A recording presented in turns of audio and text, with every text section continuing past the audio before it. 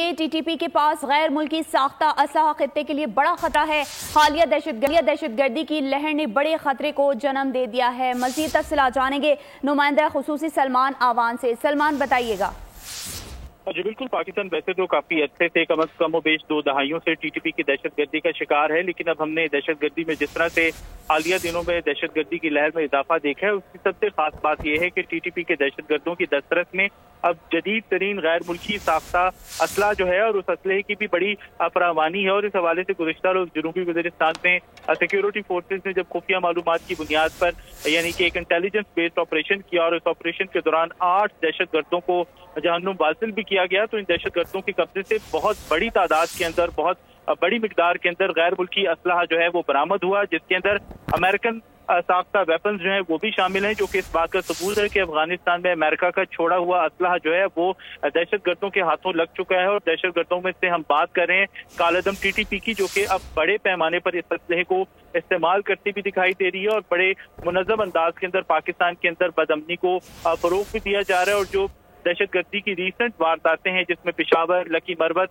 بنو، ڈیرہ اسماعیل خان ہیں، ان تمام وارداتوں کے اندر ٹی ٹی پی نے امریکن ساختہ ویپنز جو ہیں وہ استعمال کیے اور یہ ویپنز جو ہیں ٹی ٹی پی کی عسکری قوت میں اضافے کا باعث بھی بنے۔ اگست 2021 کی اگر بات کریں جب امریکہ افغانستان سے گیا تو ایک اندازے کے مطابق $7 ارب سے زیادہ کا اسلحہ جو ہے وہ امریکہ افغانستان میں چھوڑ کر گیا، اور یہ اسلحہ افغان طالبان کے ایک غیر منظم ڈھانچے کی بدولت اب پاکستان مخالف تنظیموں کے ہاتھوں لگ چکا ہے۔ یعنی کہ افغان طالبان کا جو رجیم کابل میں برسر اقتدار آیا، اس کے پاس انفراسٹرکچر نہیں تھا، اس کی کیپیبلٹی نہیں تھی، اور یقینی طور پر اب ہم یہ سمجھ سکتے ہیں کہ اس کی نیت بھی نہیں تھی کہ وہ پاکستان مخالف تنظیموں کو کنٹرول کرے۔ اور یہی وجہ ہے کہ نہ صرف بلوچستان میں دہشت گرد تنظیمیں جو ہے وہ یہ اسلحہ استعمال کر رہی ہیں، بلکہ کالعدم ٹی ٹی پی جو ہے وہ بھی اب یہ اسلحہ استعمال کر رہی ہے۔ مختلف جو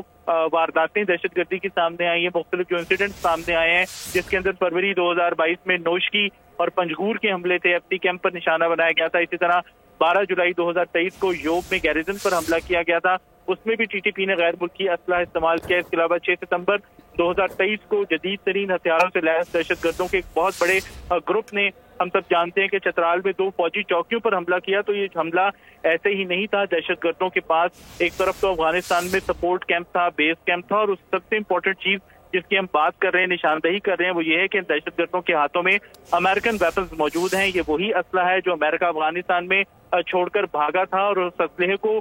قابو پانے یا اس اسلحے کو غیر آپ کہہ سکتے ہیں کہ دہشت گردوں میں کے ہاتھوں میں جانے سے روکنے کے لیے افغان طالبان کا رجیم جو ہے وہ مکمل طور پر ناکام ثابت ہوا۔ اور اس کی بات ونس اگین بیہائنڈ دا سین یہی ہے کہ افغان طالبان جو ہیں، پہلے تو پاکستان سمجھتا تھا کہ شاید ان کے پاس کیپیبلٹی نہیں ہے، کیپیسٹی نہیں ہے، وہ نئے دوبارہ اقتدار میں آئے ہیں، لیکن اب پاکستان کی سمجھنے میں حق بجانب ہے کہ طالبان کے پاس شاید نیت کا بھی فقدان ہے۔ افغان طالبان کا جو رجیم جو ہے وہ پاکستان مخالف اقدامات کو فروغ دے رہا ہے، ان کی سرپرستی کر رہا ہے، اور یہی وجہ ہے کہ ٹی ٹی پی جیسی تنظیمیں جو ہیں وہ کھلے بندوں افغانستان کی نہ صرف سرزمین استعمال کر رہی ہیں، بلکہ پاکستان کے خلاف جو امریکہ کے چھوڑے ہوئے ویپنز ہیں ان کو بھی استعمال کرتی دکھائی دے رہی ہیں۔ جی ٹھیک ہے، نمائندہ خصوصی سلمان آوان ہمیں تفصیلات سے آگاہ کر رہے تھے، آپ کا بہت شکریہ۔